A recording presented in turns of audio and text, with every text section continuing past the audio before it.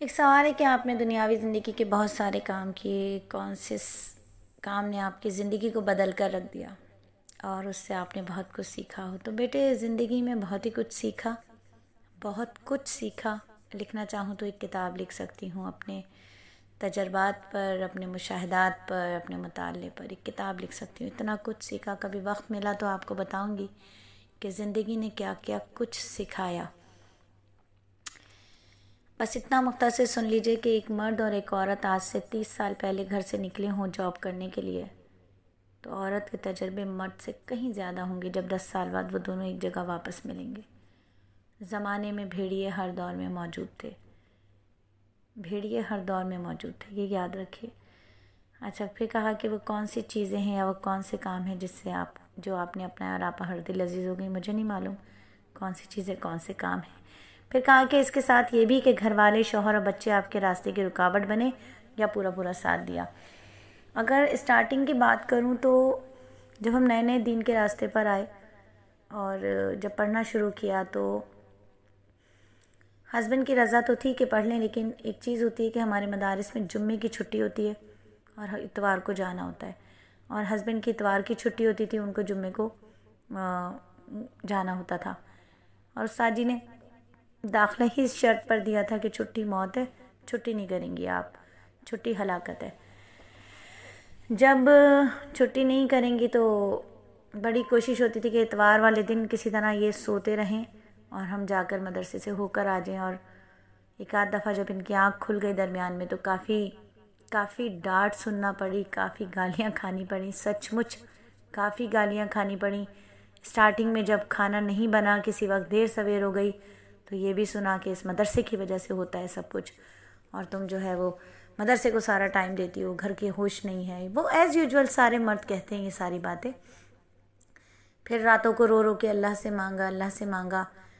پھر ایک وقت ایسا آیا کہ شدید غصے کے عالم میں شوہر نے کہا گھر سے نہیں نکلنا، اگر نکلی تو اب تمہاری خیر نہیں ہے، مدرسے نہیں جاؤ گی۔ اور ادھر یہ ڈر تھا کہ اگر مدرسے نہیں گئے تو پھر چھٹی ہو جائے گی، مدرسے سے نکال دیے جائیں گے بڑی مشکل سے، تو 6 سال ہمیں کورس داخلہ ملا ہے عالمہ میں، اور چھٹی کر لی تو پھر یہ مسئلہ ہو جائے گا، استاد جی نہیں آنے دیں گے۔ خیر روتے روتے ان سے بات کی کہ بس صرف اور صرف استاد محترم کا گھنٹہ، تفسیر کا پہلا گھنٹہ لے کر آنے دیں، باقی پھر انشاءاللہ بات کو سنبھال لیں گے۔ تو گئی مدرسے، بڑی مشکل سے اجازت ملی، مدرسے گئی، استانی سے بات کی کہ آج ایسا ایسا معاملہ ہوا۔ انہوں نے کہا آپ اللہ سے نہیں مانگتی شاید۔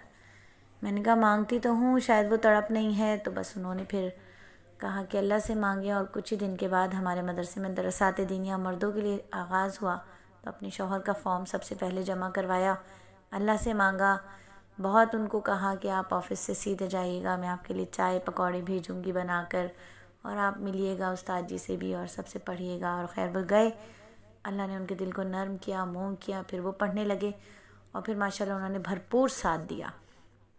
رہی بچوں کی بات تو بچے بہت چھوٹے تھے جب ماشاءاللہ بڑی بیٹی جو ہے وہ درسات دینیہ کا 2 سالہ کورس، بیٹے نے درسات دینیہ کا پہلے 2 سالہ کورس کیا تھا، اور یہ میٹرک کے ساتھ ساتھ تھا، ان کا میٹرک اور درسات دینیہ کا، علوم دینیہ کا 2 سالہ کورس ساتھ ہوا تھا۔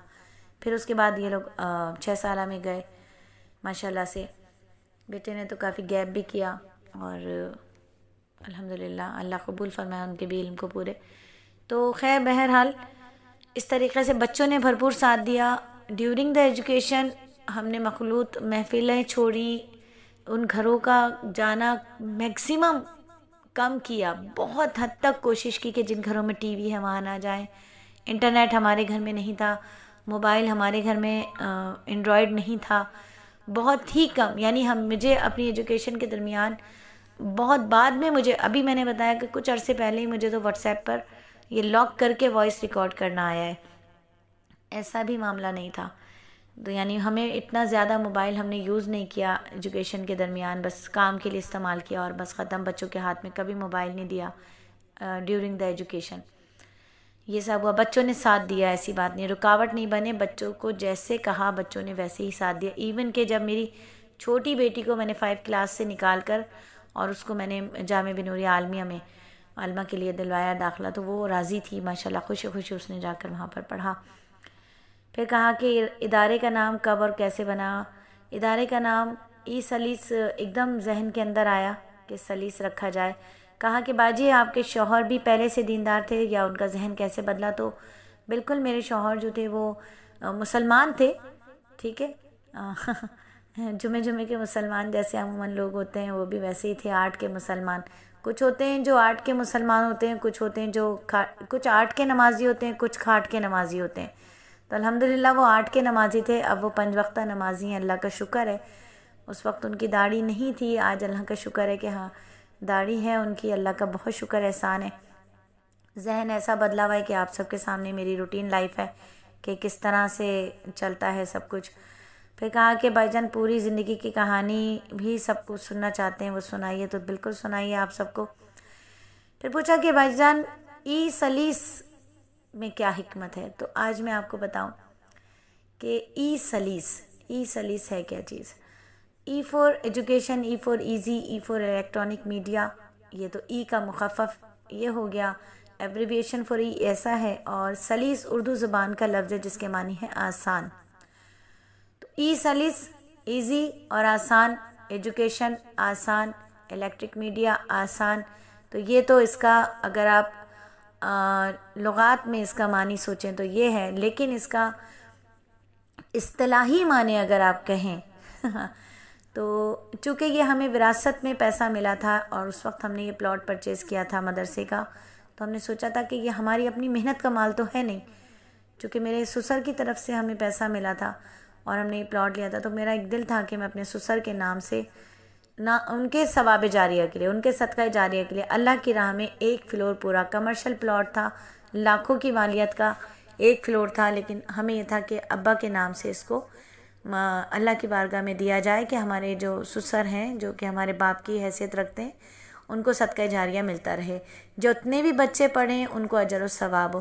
تو یہ سوچ کر جس دن پلاٹ لیا تھا اسی دن یہ بات سوچ لی تھی. تو پھر ای سلیس میں چونکہ ابا کا نام، میرے جو سسر ہیں فادر اینڈ لا جو تھے وہ پاکستان آرمی میں میجر تھے اور پاکستان کا جو پہلا بیج لنڈن گیا تھا اس بیج میں وہ شامل تھے. اور جنرل یحییٰ سے ان کی بڑی اچھی فرینڈ شپ تھی. تو میں ایک آرمی بیس سسرال سے میرا تعلق ہے.